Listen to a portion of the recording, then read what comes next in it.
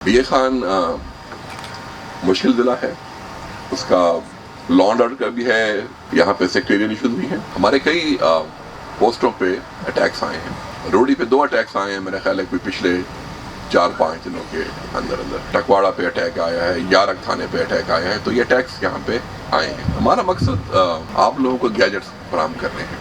कुछ एरियाज में हमने किए हैं, कुछ हम ज़्यादा कर रहे हैं ताकि आपको ये थर्मल इमेजिंग कैम्स और स्कूआ साइट्स और साथ ही साथ आपको क्वाड कॉप्टर्स मिल सकें ताकि आप देख सकें। हमारे पास एलीट भी है, मज़ीद भी आपको भिजवाएंगे, हम आपको APCs भी देंगे ताकि आपका रिस्पांस बेहतर हो सके। CTD की सदाकार बढ़ाने के लिए हमने प्रॉब्ली जो 2 हमारे सबसे सीजन वेटरन अफसर थे वो हमने डीए खान भिजवाए हैं, और ये इसलिए भिजवाए हैं कि डीए खान और बनू डिवीज़न इस वक्त सबसे बड़ा चैलेंज है।